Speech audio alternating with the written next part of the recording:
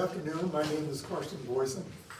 It's my pleasure to welcome you to the 16th Annual Collective Visions Gallery exhibit. I've been a member of the gallery, and I've been fortunate enough to have been in 9 of the 16 years of the exhibit. And so I was asked to introduce our panel for today. And luckily, having some experience with the gallery, I recognize that CVG is a window to the world, in the art world. And you may come in here and see things that shock you, or maybe are pretty pleased by, or maybe might not understand. But I think that's kind of the way of the world, in the art world. Anyway, I hope you enjoy the show. And next window that we're going to look at happens to be in the museum area. One of our leading panelists here is Greg, and he is the main curator at the Bainbridge Island Museum of Art. And the museum is kind of a guidepost for the community. We look to the museums to establish quality and representation of our local area, but mainly it's kind of a guidepost for art in general. So we're going to rely on Greg for his comments, and also as an individual artist, maybe some of his personal observations as well. Next, we have Marie Weichman from Olympic College. She's head of the art department there, and has also been instrumental in international instruction outside of the United States. So she should give us some kind of perspective there, as well as her own artwork. And then we have Lindsay Fournier, who is art director for Tideland Magazine, a relatively new publication in our area, but is obviously taking great strides to be a leader in terms of showing the arts, and hopefully with her background from the East Coast, we'll get another perspective. So I'm going to turn it over to them now, and turn it over to Greg, who's the leader of our panel. Thank you. Thank you, everybody. Wonderful. Thank you, Karsten, very much. And can everybody hear me okay? And we sort of test our voices as we start off. I want to thank everyone for coming today. Talking about art in the 21st century is quite a big challenge, seeing that we're not even quite 1/4 of the way into this. So who knows? I mean, just what's happened in the world in the last, say, 5 years, and what's happening in art right now, who knows? So I think what we could do is focus sort of in the here and now for a while, and then we could maybe get a little more wild. But I wanted to just talk a little bit, before I open it up to questions. I love the internet, and I love Googling, and there's all kinds of things to learn. And I just wanted to get a quick feel for various movements of art that had happened over the last couple hundred years, and some of how art has sort of changed the world, etc.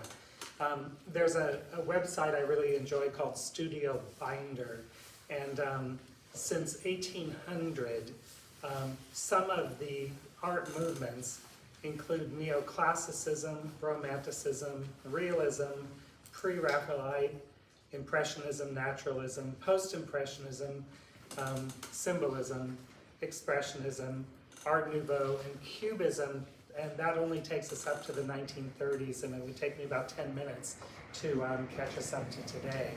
So if we just look at, say, the language of art, the ideas that people have, and not even talking about the tools, which seem to be such a focus now, the explosion of technology. It's been a whirlwind just since 1800. And now here we are focused on today. And Marie, I want to open it up to you. When you think of sitting here as a college professor, as a working artist, and kind of going through your own evolution and kind of professional blurring away to get where you are. What are you thinking about in terms of the 21st century? What are you experiencing? You know, your use of the word blur is so accurate, more so lately. I feel like historically we're in not just the art world, but all of us are in a really significant shift, right? We say those words, but do we really think about what does a shift feel like and look like and sound like? And you spoke about this website, Studio Binder, that goes back, and that means they covered the period when the camera entered the arts, right? And so we're looking at sort of a pattern of some major shift and then adjustment, and shift and then adjustment. And we're in a shift part, which is historical for most of us. It changes how we learn. It changes how we market ourselves. It changes how we think and how we treat each other. What's okay now and what wasn't, or what's not okay now and what was. So the arts has always reflected who we are as a people, who we are as a culture. You can look at art and say you have a sense sort of the identity of either the artist or the culture or the times. So I think what we're seeing now is a lot of possibility. We're seeing a lot of potential explored by artists, because if you think about, we know big names, you know, we can all say, oh, I've heard that work, I saw that on Instagram or whatever. Imagine that's just scratching the surface of everyone else out there making, exploring, and trying. So how much more genius is actually out there right now? I think that what's exciting is, like shopping at Goodwill, you have to go through a whole lot to find those gems. But we're there, you know. So I think we're seeing that. We're seeing that in the artwork, such a breadth, and it's not segregated by medium, really.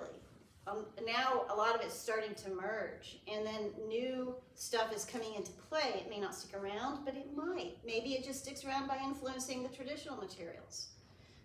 So I think we're in a really exciting time, not just as someone who is on the verge of putting my education years behind me to go back to the first career of making.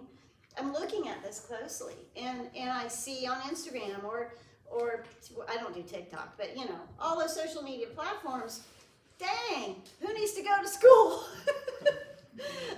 But you can find so much, learn so much now at the tip of your fingers, and that's not going away. How does it feel to be a maker in the really classic sense, and a ceramic artist, sculptor, really dedicated to the hands-on craft, and then also seeing all of this, you know, conceptual work and technology, and we chatted briefly by email before this, and you had brought up artificial intelligence, especially as a variable. Mm-hmm. Yeah, I think AI is going to be in our lives forever. We all know this.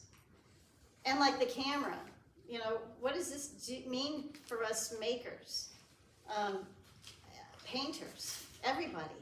What does this mean to our future, our existence? And at the college, at Olympic College, we're really working to create stronger pathways for career, sustainable, creative pathways. Design, you know, and design is going to rely heavily, already is, on the digital. And so as a, like you said, we're classical artists, ceramics, sculpture, I feel a little bit like, what do you call a torchbearer? I feel these standards, foundations where we came from, or need to, maybe even more, it's more important that we continue them. So I'm not feeling threatened as an artist or maker. I'm excited. I kind of wonder how that could play into my traditional clay making. What kind of digital machine will help me put something on this surface? I don't know, anything. So I think it's exciting as I venture back into that period of career path soon. But it does make me it reinforces that I'm not that person too. My role is with clay in a more traditional medium for communication. Thanks. And Lindsay, would you let everyone know a little bit about your background and how Sure. you've ended up doing what you're doing, and just what you're seeing, seeing today, and how it relates to the work you're doing or not? Absolutely. I actually am from the West Coast. I'm from North Idaho, and I went to a community college for fine and started out in fine art, but realized that I was in the precipice of the beginning of the internet, and everything was kind of going digital, and I was very curious about that. So that's how I got into the digital world. So I started out as a graphic designer in publishing. I got my first job in printing, and I just was fascinated by the art, and I was lucky enough to learn all the old school ways of printing before everything really did turn digital. So that was kind of an exciting time for me to be able to learn from people who knew that printing was an art. It was an actual art that was done by hand. And so I got to learn from some of the greatest people, in my time that that were teaching me. And so I just moved over to Seattle with nothing. I had a couch and a computer, and I wanted to be a graphic designer. And the wonderful thing about graphic design, digital art, especially in this area, is there's plenty to do. So that's kind of how I got my start, and I never really looked back. I still try to do the fine art, and I still really am inspired by art. And I think that there's a fine line when people think, well, you're just a graphic designer. But I'm inspired by art all the time. So it's such an important factor in my life. And so AI kind of scares me a little bit, because I do like the old-fashioned way of creating. But I'm excited too. I think it's interesting. I'm not afraid of where we're going, but I also want to respect the history. And so that's where I am. But you could get online today and learn about any artist, which is really amazing. Instead of just picking up an encyclopedia and learning about art, we can actually learn about art just by Googling it. So that's pretty amazing. Okay. And I would like to invite questions at any time. If you have a burning question, you're welcome to ask it. And I have a burning question. yes. Professor Weichman, you speak of a shift. So, culturally and in the arts, do you see that shift as towards sunny shores or darker waters? Well, I think nothing is one or the other. I think what we do with a tool, in any case, depends on our own moral compass as a community, as a cultural group. So I think it's a tool, and it will be used for not so good as much as it will be used for good. And we have to understand you don't get one without the other. So the question isn't, will it be a sunny path or a dark, shadowy path, but it's how are we going to walk the path that has both? So we have to keep that in mind. We have to keep in mind that it can be a threat, it can be a danger, there's boundaries we need to be sure we don't cross, and why we're not crossing them. But we also need to know what boundaries really call out for being pushed, and do so. And so I think this is where the traditional knowledge comes in, is that if you stay grounded, if you know where your home base is, always was, and the nature of the human being to be curious, you can always kind of swing back around to home base maybe, or whatever, as long as we stay anchored in, I think, maybe what's right. I'm not really worried about any scary, isn't change scary anyway? So does that answer your question? I would add that to the extent that artists reflect the world and what's happening in the world, we don't know how, on the spectrum of positive, negative, how really it's going to go. It's interesting, during COVID, I had so many requests as a curator to show work related, well, when I say during COVID, that's another thing, is it a shift, is it really changed or whatever, or do we get used to something, do we just wear it in our lives on us but my point is that we really don't know what's going to happen in the world, and then how artists will reflect that, or what happens to their lives because of it. And you know, when COVID was first raging, so many people asked about doing shows about COVID, and I was in that zombie state like everybody. I really didn't want more of it. And at the time, it was really all about misery and death, and it was. Now more and more, the work that people are doing on it reflects just all kinds of life changes, you know, also positive, and finding beauty in the restrictions of your life during a time as well. So, I mean, who knows whether it's positive or negative? I mean, do you have a sense about? No, not really, but I do, I mean, on the sense of, we talk about how a lot of people don't like change, but we as humans are used to adapting to what our environments are. I mean, I don't think anybody remembers a day they walked into Blockbuster Video and there was no VHS tapes anymore, it was all DVD. We just adapted to it. And so I feel like it's not scary when you talk about it from that point of view. So I think we, as humans, adapt, but we all are, there's so much art in the world anyway, so the creativity still flows. It's just, we just kind of adapt to where it goes. I worry about, one of the things I wanted to talk about or ask about today was sort of the ethics of information overload. We can see what's happened to a specific family in Ukraine right now. If you know, a bomb or a missile has hit their apartment building, and in our minds we have to choose to accept the information, to pay attention to it, or to shut it out. And there is a part of me with this whole future, when you were talking about, you know, good or bad, the shift. I believe that I'm personally sort of shifting, you know, if humans have to adapt somehow, I'm shifting more and more to how to get through my day with so much more knowledge of horrible things happening, you know, all over the world. And I wonder what that does to, you know, to art, you know, just to our lives. Like, there's a part of me that feels more immersed in knowledge, and also much more boxed in or out. I don't know if that makes sense. It does, because what you described just now makes me remember, you know, September 11th, 2001, for me, that was an interesting period because we all found out now we have to live in fear. And fear was shoved down our throat to the point where, like, you know, with COVID, we're just sort of done with it.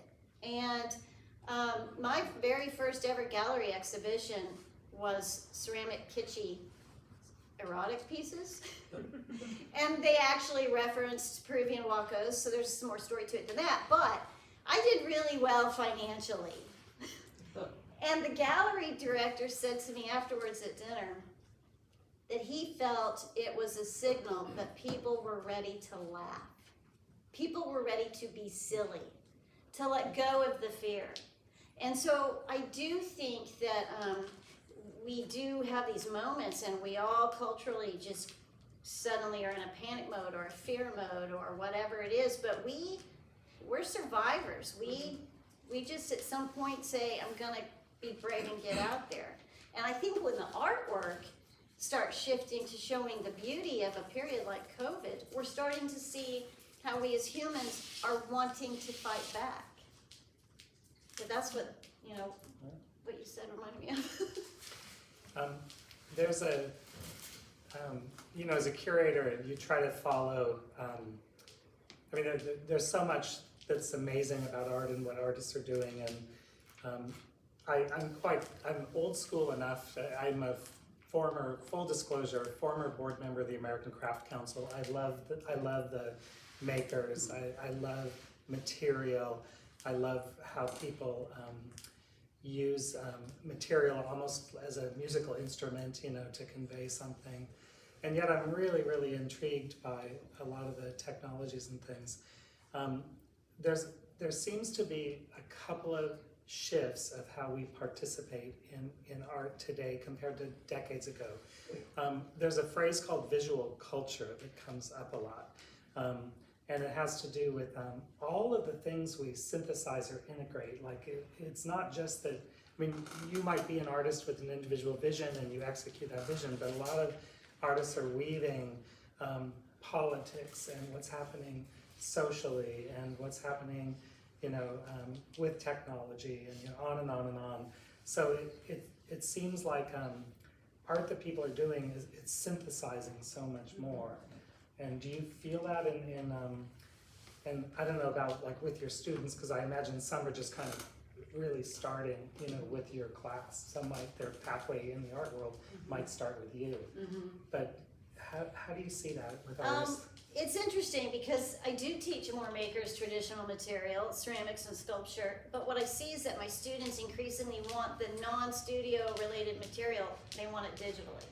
So my delivery of my information is definitely moving with the 21st century's technology shift. But their desire to continue this old school, get on a potter's wheel, get muddy, it has not waned, right? But the flip side is, and Michael's my fellow professor, he's the one driving our new 2D vision, and so he would be able to speak more about what we're seeing in our students. What I see, having been at OC since '08 and been there through a lot of this technology influencing how we teach and learn, is that our department's growing. And it's growing because young people want to be creatives. They don't always know what that means or how they'll use it, but they come to school to figure it out. And so in a lot of ways, even though I'm teaching a traditional material, I'm very focused on the fact that these young people are just trying to find out where they can make a living and have a life that's somehow holistically serving in the creatives. Yeah, that's exactly what I did. Because I had no idea what I wanted to do, but I knew I wanted to be in the art world. And I think it's amazing. But I mean, if you think of how art and digital art these days and how they're intertwining and how it does have a very heavy political or some sort of movement stance to it. But I think artists has been doing that for years. I think we just notice it a lot right now because we are going through so many different things. And in the early 80s, that kind of movement was huge in like New York. Like Jean-Michel Basquiat was doing a lot of like really heavy graphical work that had some political stance or anger in it about what was going on in the world. And I just love it. I think it's such a cool way for young people to express themselves. It's a safe way. Yeah, it's totally safe. Yeah, safe. There are these reactions in society over, when I go online, it seems like about every 100 years, there's some sort of reaction, and the arts and crafts movement in the late, 1800s that goes into the early 1900s, reaction to industrialization, right? And people wanted to get their hands into something again. And now there's talk about there's this sort of neo-Dadaism that's going on. It's sort of resisting a lot of what's happening in society. Not that there's not just beauty for beauty's sake, and there's quite a bit of it in these walls too, which is important. But I'm just always curious about, like, if you're looking at the art world today, are there certain trends that you're noticing that are happening, and are they related to things in the past, or are they just fresh pop-up stuff? I would say that coming from ceramics, you would think, number one, no one thought we could survive the pandemic. How do you teach ceramics online only? Well, not only did we survive, we thrived. And part of that's because we know artists are using their home studios and filming demos all the time. They were already doing it. But what I see are students and colleagues wanting to come into to ceramics, and the 3D printers can now spit out clay, right? But you design it, you put it in the computer, and this thing will spit out your sculpture in clay. It's not just plastics they lose out, they'll lose out ceramics, you know, they'll lose out glass. So that's really exciting to have that technology come into play, and I do think a lot of our students, we still have this need to be close to the earth, whether we're aware of it or not. And by that I mean getting dirty, being basic and simple and direct. And yet we also as humans want to survive, and we're curious. So we're gonna move and look at what's coming and how can we do both. Yeah, so I do think, I see it in the classroom, and I'm really thrilled and exciting to see that it's not a battle between this group and that group. It's more of a collaboration between, I'm not gonna give up what I'm doing, but show me what you got and let's see what we can do. That's pretty cool. I like that. I think that's really amazing. It just seems like it's just gonna be like this nice, just, you know, mixture of both. I don't foresee anybody not ever wanting to create something with their hands ever again. Yeah. I mean, I hope not. You mentioned sort of the old school approach to graphic design, and I remember the days where you actually had to paste up. I don't even know if that is in the dictionary yet. They have to throw out hundreds, at least hundreds of words every year, and probably paste, you know. Yeah. What are your thoughts on like without that? I'm thinking of a show in the future called Remember Drawing. Yes. Because I love drawing, and also you know, how many people have sort of skipped that, or you can skip that now, or maybe, you know, I'm dating myself, I'm aging myself, I know by saying this, but are you really drawing on a computer? And I just wonder, like, what's your sense of that? It's very touchy for me because I did learn much older techniques. And I know I'm not that old. I'm just saying I did learn older techniques, and I get that a lot. Where like, well, you haven't been around. Oh, but I did graduate college before the internet had websites, you know. So I learned the older techniques, and I'm very much grateful for that because there is value to that. A lot of graphic design is mathematical. I get a lot of business from printers who have to have their files fixed because they're not properly done. So there is a difference between being a designer and a graphic artist. I think graphic art is beautiful. Would I say it eliminates drawing? No. I do think it's a totally different, but I love to draw with a pencil, and it is much more difficult to draw on a computer than it is with just a pen and paper, for me particularly. And everybody's different. But there is a very specific technique that is very methodical and mathematical when it comes to graphic design and how things are laid out. If I were to send the magazine, for example, to the printer and all the margins were off, and I'm sure a lot of our advertisers are always like, well, why did you send your ad back? Because I don't want the things to print off the edge. So there is some detail-oriented things that more is like production work when it comes to graphic design. So it is a little bit different than graphic arts. But graphic art it's a different form of art, but I find it very difficult to do if you're into fine art. We're old enough to know what being in the gutter means. Totally, right? Yeah, yes. In terms of layout and design. I do worry about vocabulary.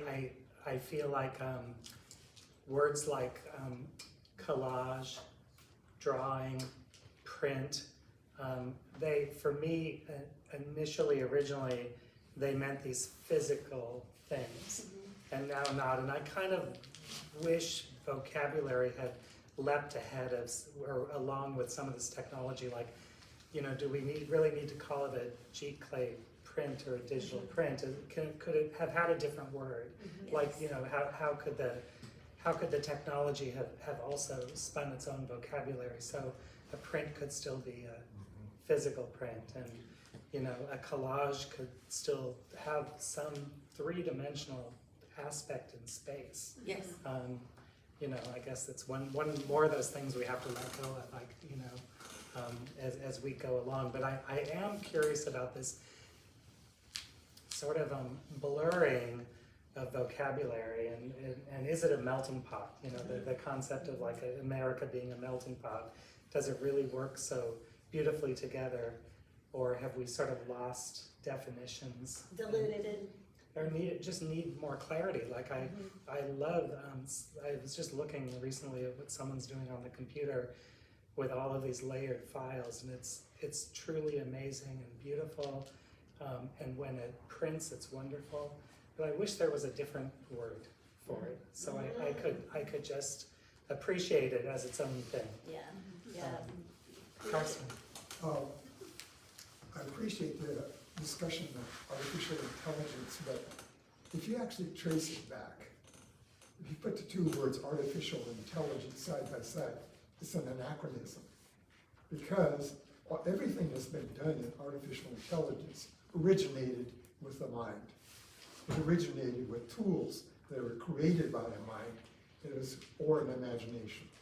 And then I think if we try to stress too much that it's not real anymore, I think you would get away from the idea that, hey, it took a finger to push that button, took a finger to make an image on the screen. And that's all it takes for any kind of artistic work, is your fingers or your hands. And it's a coordination between those two things that makes the actual work. So AI doesn't invent creativity, we do. A couple of things I'd say about that. I think some of us are probably worrying that it becomes a Twilight Zone episode in our life. You know, the robot in the basement eventually gets you. The thing that was supposed to help you actually will get you. It's the dark side. Yes, it's more the dark side, and because it's so unknown, and like you said, it's exciting, but also, you know, this is where, you know, artists, everyone's got to like get on the bandwagon, and really, a lot of this stuff has been around a long, long time, and it ends up last in the art world, seemingly. Ginny Ruffner has a wonderful show at FEMA, and she's using augmented reality. Well, it didn't start in the art world. It starts in, you know, other ways, and now she's using it, and many more are and will. Artificial intelligence has been around for a long time, you know, in a variety of different ways. So it may also be that, you know, the art world is a little further. We think of it as like cutting edge and leading society. In some ways, I think technologically, it's actually behind the curve. And then, you know, so I think that's part of the fear here. Yeah, and what you're just now saying, of course, is if the art world has historically reflected its time and its place, then it's not going to be at the forefront. It's the reporter following the story. So, you know, Star Trek, right? Star Trek put some things in motion conceptually that were not a thing. But then engineers and innovators came along and said, oh, but what if? And so then the art world has tools after that because they were built and can now incorporate new tools in their toolbox along with the older ones. And so I do think that in a way the art world is, because we're sort of visually introducing maybe to the mass public an idea, that idea, as you say, we didn't create it, it pre-existed. We observed it somewhere else, culturally or whatever, and it influences then what we show and share, who we are, where we are, when we are. Beyond, is there a question? Or? Yeah, just a kind of a follow-up. You seem to be talking about two different things, because the technology and the materials are shifting. You're talking about sort of the art world following as new materials come and the artists start to see how they can play with it. But conceptually, there's other things happening where the artist's job is either to respond to something that has happened, or to be to explore synthesis and look down the road to things that may happen, or putting parts of reality together in a different way. I'm also a ceramic teacher and an artist, and I think that teaching that creative process the most critical thing, because we are living in a time when technology is going to continue to change, and our society will change and evolve. And that creative process, like, are you just copying the kinds of things that you see other artists do on TikTok and on Instagram? Oh, that's a cool technique, I'm gonna do that technique.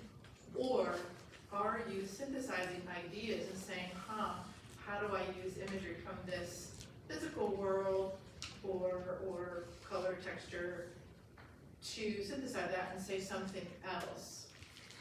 And so I think sometimes it's easy to get steered towards materials. And people are like, oh, let's do the new material. Oh, I saw this, cool, let's combine these things, let's do this. But for me, with my high school students, I find that, because they're not all gonna be artists. Right. So shifting over to that creative process, what are you looking at? What do you have to say? Why are you doing this? And we, because I teach high school, we learned a lot at the beginning of the semester at both Hongi Pottery and Roberto Lugo. And there's a great interview where he even says, he's being interviewed by somebody from CBS, about being in a college class and seeing everybody make teapots. And he, coming from his home environment where there were no teapots, he's like, and he said, if I could be frank, why do these white people drink so much tea? But then he was able to, and it's not, he wasn't the first one to invent it, but he's co-opting that image of the teapot and then using something that we know, but then conceptually taking it in a forward direction. And then, so I'm kind of curious where you see, if you see conceptually, are you seeing some shifts? You know, surrealism has sort of been on this roller coaster since its inception. Yeah. And you're mentioning that as I would say that it's not one or the other if you're actually teaching people to improve their lives. So for example, I don't tell my students, I'm gonna teach you to draw, although I don't teach drawing anymore, but when I did. I'm gonna teach you how to teach yourself how to draw. And the point there is, I'm gonna teach you to solve your own problems. I'm gonna teach you to think creatively and give yourself the approval to break a rule or to cross a line. And maybe it won't work, but guess what? You're gonna learn, right? And so I don't think as an educator, my role is to make the next Picasso. I think as an educator, my role is to give everybody a little bit of authority to be creative in whatever they do. And I do think that matters, because the 21st century, I believe, will rely on creatives and creative thinkers more than we have in a very long time. But we haven't been preparing that. We haven't been very good at preparing a mass culture of people to do that. And so in education, that sort of becomes now the new goal. And it beefs up our enrollment, because everyone from the welder to the doctor to the nurse wants to take the class at least one quarter. So I think that I'd like to have the panel discuss a little bit, but I think probably, for me at least, the single most important function of art is to find meaning. To find meaning, so what is meaning is another question, John. So how do we define meaning? Well, I don't know, but I think that what people need most in their life is a sense of meaning or purpose. And so what about that in the context of what you guys are talking about? So there's so many benefactors to that. I can speak for myself as for what I do for a living as a graphic designer. There's been always a fine line of what is artistic in graphic design. Is creating what I'm creating an art? And does it evoke a feeling? And for me, it does. I find excitement in seeing beautiful designed graphic work that's been done by graphic design. So for me, meaning is important, especially as we're getting into this world of more digital art. And how is it going to evoke a meaning as opposed to a beautiful painting with millions of brush strokes that obviously would evoke meaning.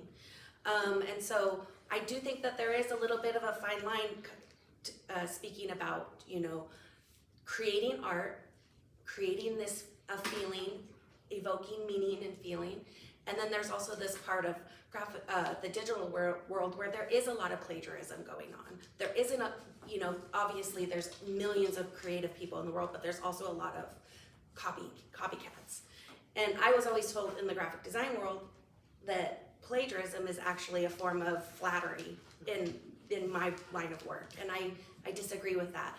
But because you're not doing your own creative. So there is a little bit of disassociation with creating things with meaning when it comes to digital art. I do think that, which is why I feel like fine art is so important in our world, because we do have feelings, we do have things that we need to say, and how are we saying them? It's interesting. I think what you're, if I could sum it up in a word is, what's meaningful here is an artful life. That, with everything else going on, with all the things we're bombarded by, how can we experience art? And I think another part of meaningful for me is, what is meaningful discourse today? There's so much that art is addressing, and I think where it is succeeding, if you look at issues, the whole DEI movement, diversity, equity, inclusion, gender, discussions, issues, and everything, and the whole range of that. I think that's where art is succeeding. If you go to the news, we're all going to watch the same news channels every night. We're not going to go down that buffet line of life, on a daily, weekly basis, because you at some point you find things you don't agree with, you can't stand it, and you've had enough of it. I happened to be at a school board meeting some time ago for a friend in a smaller place, and a school board she's on, and it was nothing but fighting and attacks, so you're not going to be doing that anymore. Art is something that you can stumble upon. You don't necessarily just choose to go down that road. And I think artists are really succeeding in both confronting, which I think is important, but also inviting and encouraging people to learn a lot more. And that's one of the things I'm most excited about as a curator, is this idea that we talked about earlier about how art reflects our life in the world, things that are going on. But I think if we're a little behind the curve on artificial intelligence, I think we're way ahead in society as leaders for open, frank discussions about things that people need to know more about. Which isn't surprising if you think about the idea that satire, in the 19th century, cartooning was all about socio-political dialogue and saying the things out there, and having a newspaper that can honestly speak to what's happening, right? And so art is that way, but we're I think a little bit more sexy.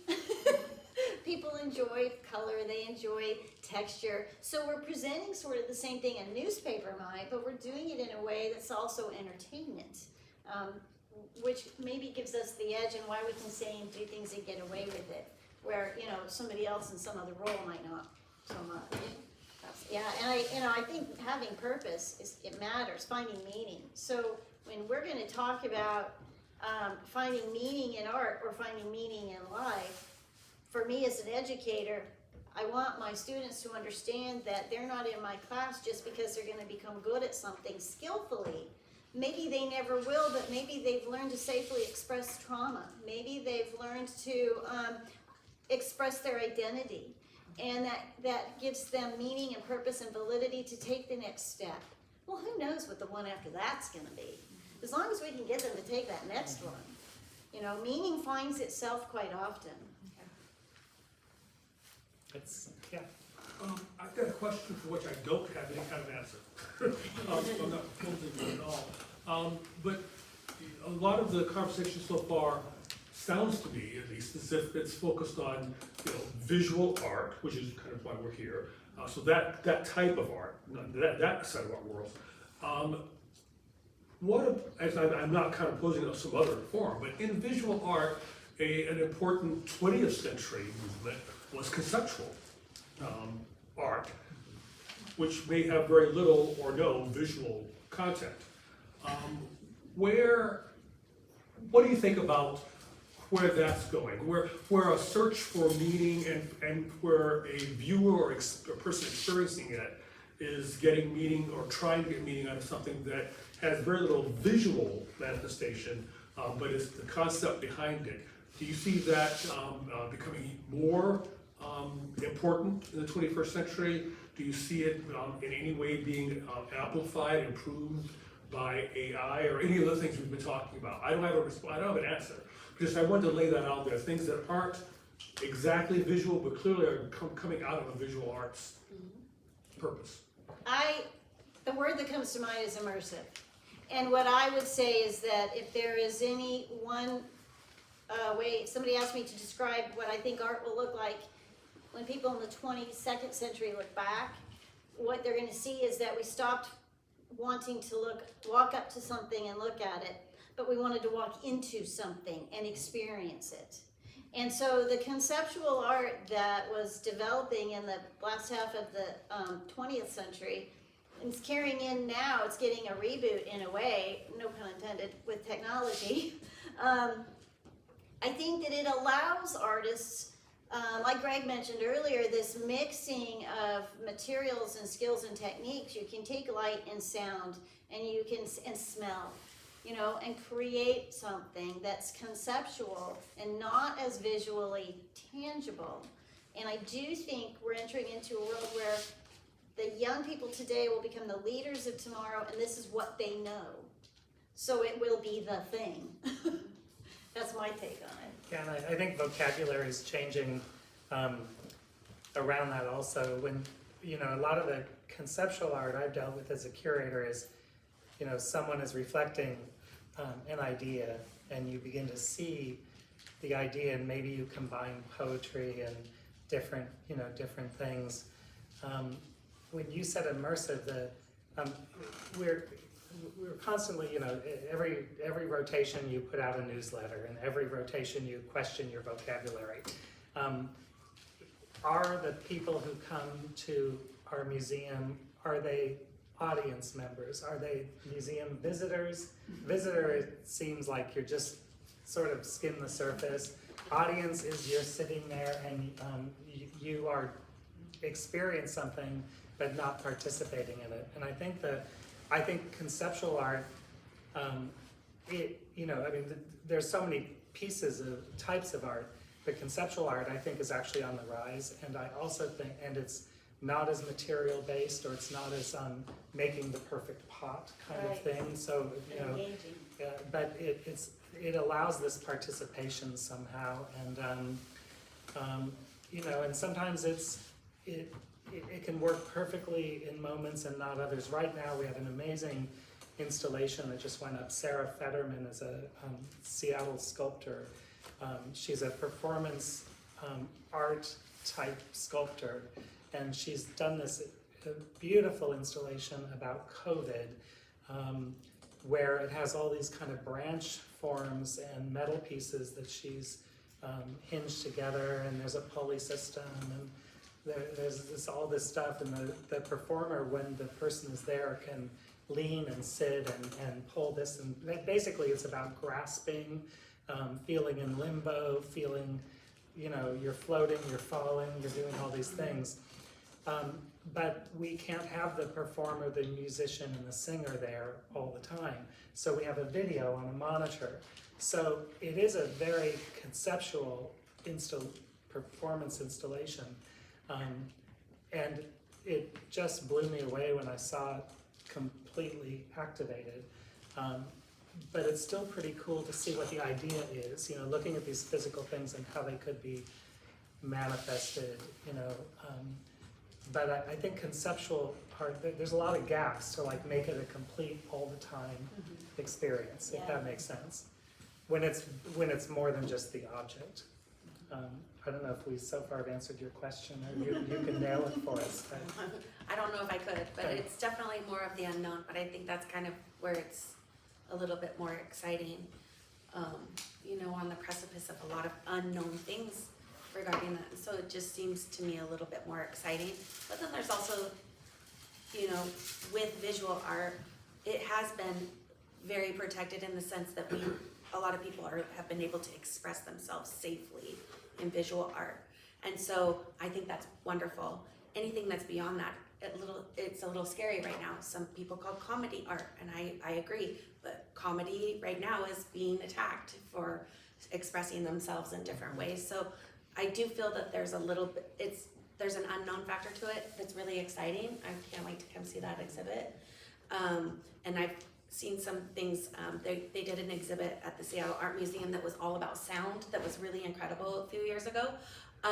There was nothing to see, but it was just really incredible. But there is a little bit of an unknown factor, so I mean, I don't have an answer either, but I do think it needs to be, we need to be aware of what's going on and protect anything that has to do with it, anything that has to do with art, and protect it so that people aren't afraid of creating. You mentioned comedy, and that's interesting, just the, if art is really to stimulate us, confront us, make us think, there is this kind of still what is politically acceptable enough to put out there in the public.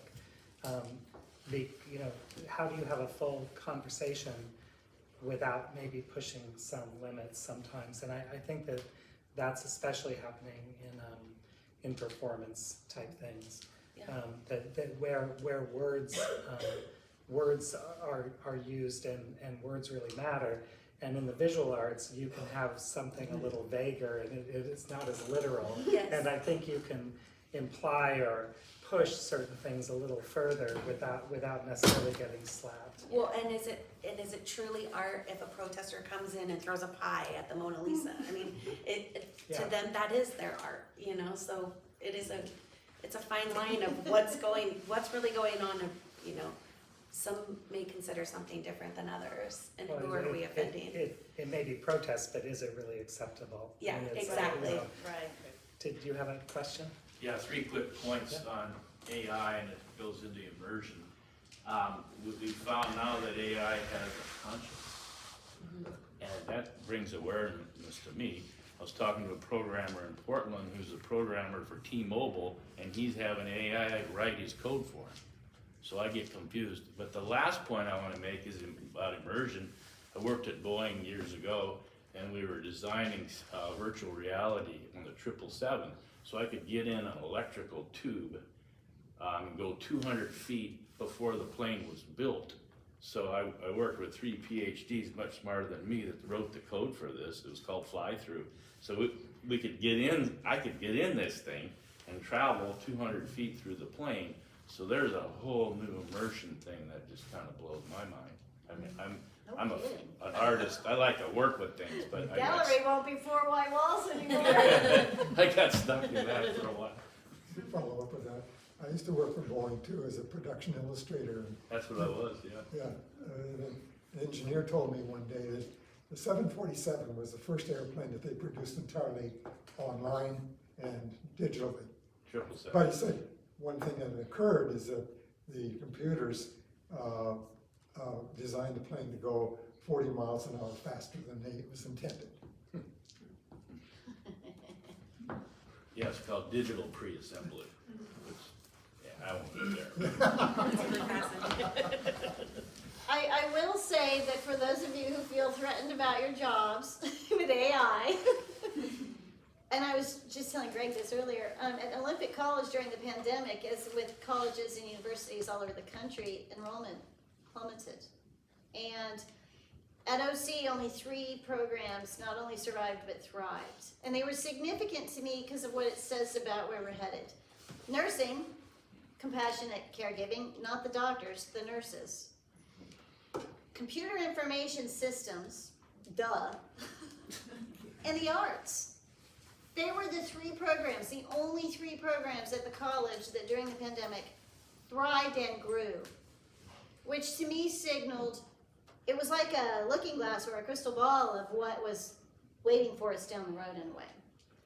Something to think about, because we will talk about AI a whole lot more, especially maybe potentially 50 years their civil rights.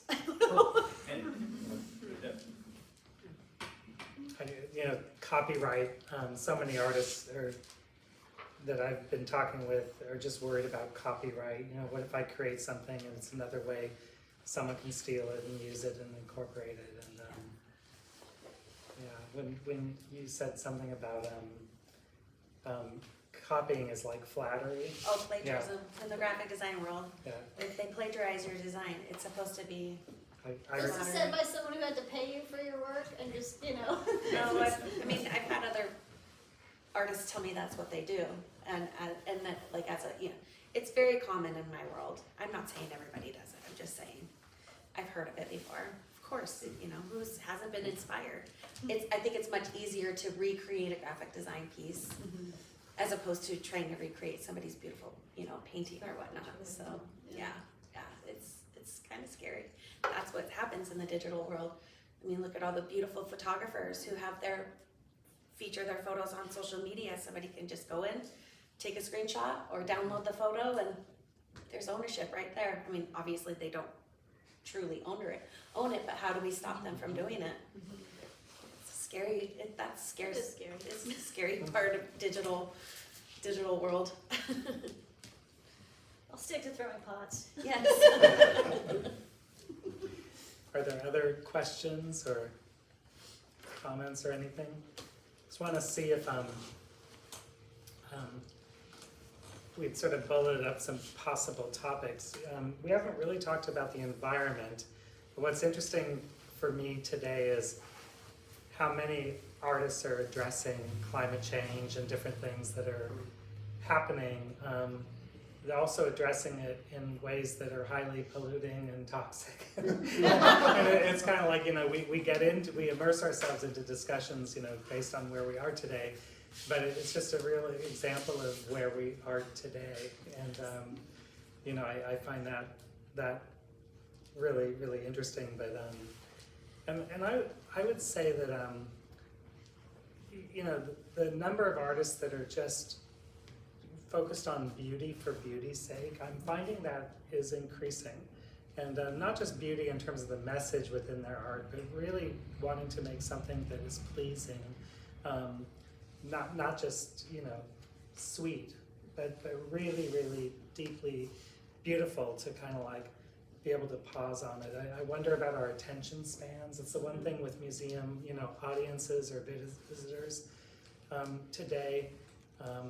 Just how many people walk through a gallery like they're at a supermarket aisle, except, you know, they're not necessarily going to the bread department. They don't know where they're going, you know, and it's just, I do worry about attention spans with all of this information overload and the number of devices we have. I just wonder about our capacity to really, really learn in the future. And I would say this is where some education elements will shift, not just what we're teaching, but where we're teaching it. For example, that problem of people not slowing down or not relaxing, that leads to physical breakdown, emotional breakdown. And so if we can get more caregiving educational curriculums to require the creative arts, exercises like, you know, studying one painting for a period of time, or even in the sciences. So I've said this before, I read an article about the New York Police Department funded their detectives to go to take a course at the museum, and it was guided by an art historian. And these detectives had to exercise trying to solve a story by studying art. And how, it was a lot more, it was a full curriculum, but we can do the same with students. I've been taking my students, before the pandemic, I took my sculpture students into our gallery. First I was taking them to Vina, but then we built a really nice gallery right next door to my classroom. So, but I would require things that freak them out. You can't talk. You can't have your cell phone on you. No taking notes, no taking pictures. Disengage completely for 30 full minutes, staring at one piece of art. Yeah. And they freaked when they heard out. Like, we have to what? So I would march them in there. They had 5 minutes to pick their artwork. then I'd set the clock and they had 30 minutes and I would walk around and I'd say, wake up, you know, no talking, or 15 minutes left, or whatever. And they could stand on chairs, they could lie on the floor, they could move around the other side of the art, they could get across the room from the art, change their perspective as many ways and times as they wanted to. And when I would say time's up, they were like, what? We had no idea. What? That was fast. And so then the second half was write a reflection paper. But they couldn't start writing it until after they were home and out of class. So they had to really think about what they remembered. So in this reflection paper stage, what I got primarily was how shocked they were at how fast it went, how much they enjoyed it, how much they want their friends to come do this, and then all the stories. And their reflection paper was allowed to be a full-on fictional narrative they came up with. But 9 times out of 10, they told stories about their childhood, about memories. Some good, some sad, some they forgot. And it was just, it really slowed them down, and nothing else in their lives was teaching them to slow down. So that was, to me, a significant exercise that anybody, I mean, if the police department in New York City can have their detectives do it, anybody can do it to make their employees, their family members, their friends healthier and better. And places like this are necessary for that to happen. I'd like to do that lesson. Yes. Now that you know the rules, you can all just go do it. Any more comments, questions?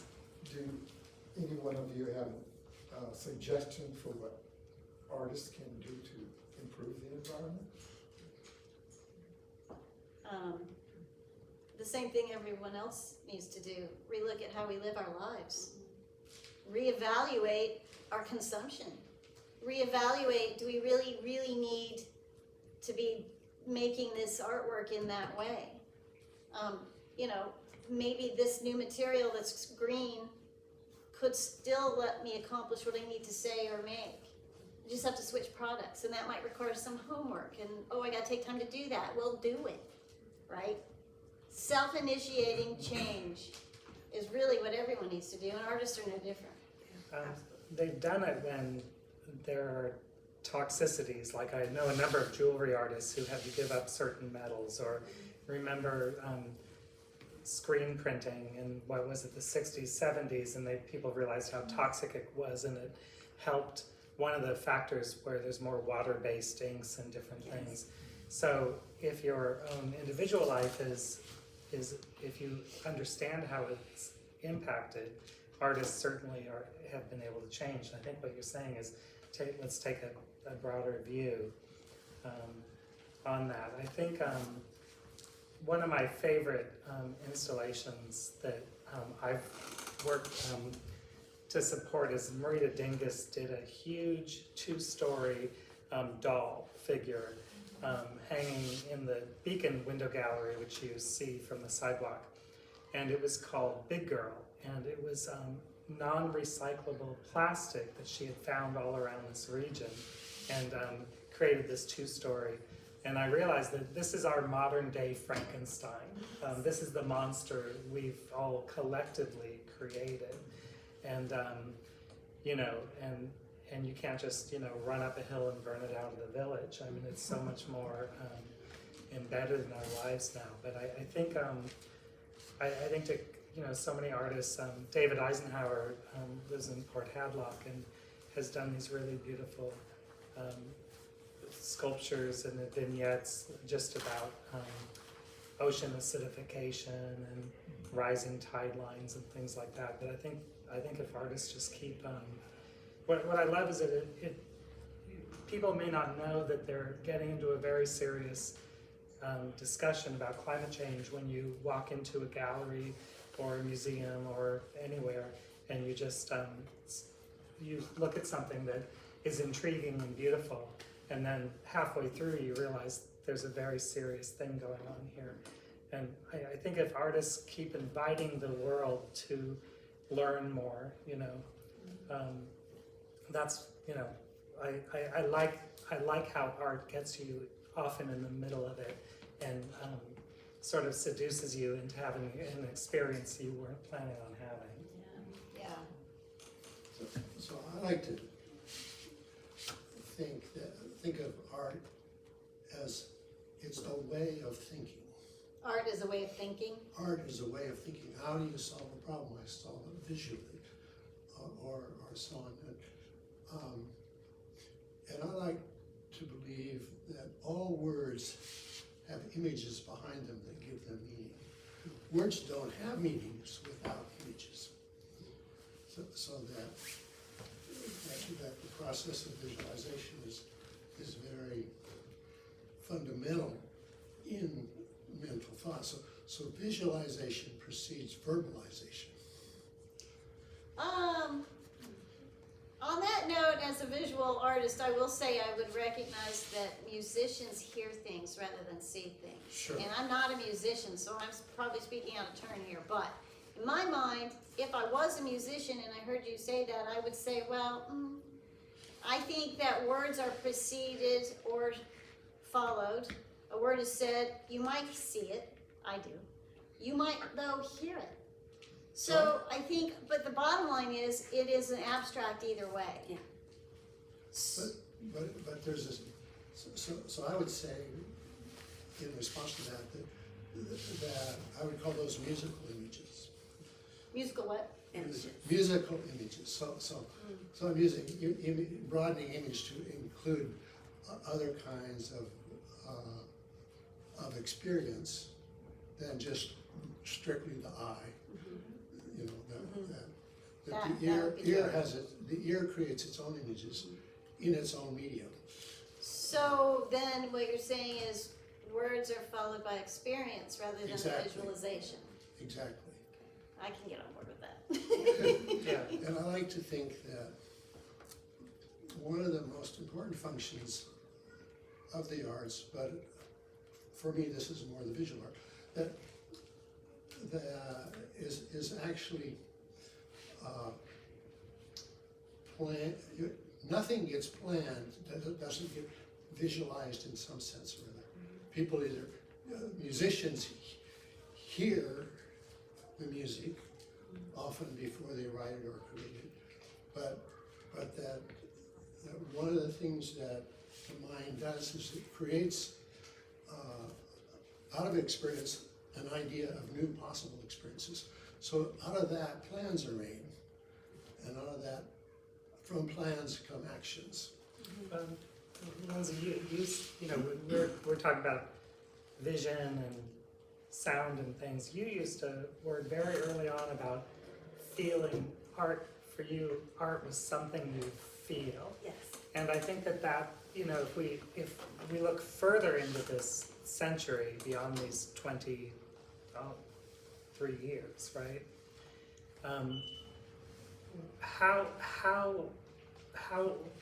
will we be able to feel? You know, what does all this technology do to all of that? And for me, I walk around this exhibit, which I did earlier today, and I'm in a visual arts rut in my life. I'm kind of sticking to it, okay? So I don't know a lot about these other things. But I first approached something quite visually. And I know, as a curator, could be just the tip of the iceberg of the story, the meaning, the whatever. But I also just get a sense of what I feel.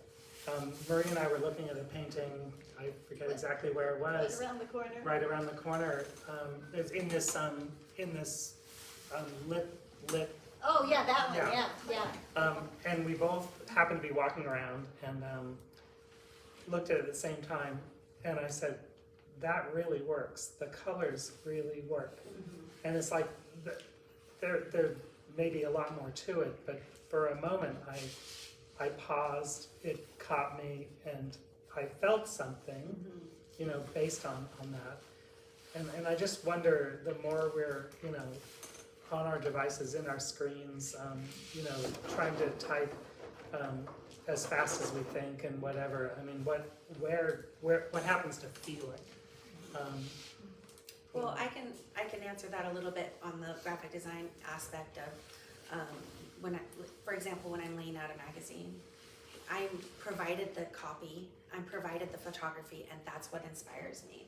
And so reading the text, looking at the photos and what entails in the feature designs or whatnot, that's what inspires me, and then I create from there. So I think it's a process. It's different for everybody, but I am inspired by those things before I even decide on what I'm going to create. So It's like being a chef, that seems to me, of yeah, all these I different have all the ingredients. ingredients. Yeah. And it, you know when it works. I mean, Yeah, you probably absolutely. know, like, there's probably a greater appreciation for what you do than you have for yourself sometime, because you might know what you would do different. Absolutely, and I'll tell you what, I'm very excited when I get an article that can be artistically represented as opposed to just a generic article. So it does make a difference. Words do matter. Photography does matter. Fonts matter. All typography matters. So yeah, when it all comes together, it makes me very happy. Well, in the sense of freedom also, Yeah. that you could have in doing what you. It's kind of overwhelming when you have like 15,000 fonts on your computer. It's Yeah. really overwhelming. Do you remember those books? Did we still Oh, have yeah. those books when you were in school? Yeah. Yes. All books and the Pantone swatch books. Yeah, Wow. I don't use them anymore. No. They're museum pieces. Yeah, exactly. Or doorstops. Yeah. I think there's one exception to what Alan was saying. There's a point, I think, when you are a professional artist, that improvisation comes into play. And you've been working with these colors, these materials, and these ideas for so long. For me, I do almost all my work out of scrap metal. And I don't draw my pieces first. I look at different shapes within a bunch of scrap and start cutting and welding and blending and sometimes reforming. But sometimes things come together that you didn't anticipate, that you begin to like, and you build on that idea that was never there before. Yeah. So That's interesting what you say, because I tell my students, I have one rule: do not marry yourself to your idea. It blinds you to what happened that you didn't expect that might in fact be better. And I think that when you start a process rolling, whether you're cooking in the kitchen or you're trying to train your dog not to pee in the house, you know, ultimately you start with a process and a plan, but if you are open to see the happy accident or the unfortunate accident and respond accordingly, even though it might redirect you away to a different plan, imagine if all of us could do that in our negotiations of everything. That's great. Right? So it is just so important to me as a maker, but also as a teacher, to stress, practice, not marrying yourself to an idea, so that you're not blinded to what happened that you didn't expect yet. the Japanese made art out of it. It's called raku. Raku, roughly translated, means happy accident. And there's a whole museum in Japan on raku pottery that shows just maybe very small vessels that might have a crack going down the side. They love that crack to the point where they fill the crack with gold. And they put the emphasis on the flaw, not on the piece itself. I love that. Well, that's, speaking of which way we're gonna shift, negative or positive, that's kind of a nice note to end on. Thank you. So, thanks everybody. Thank you.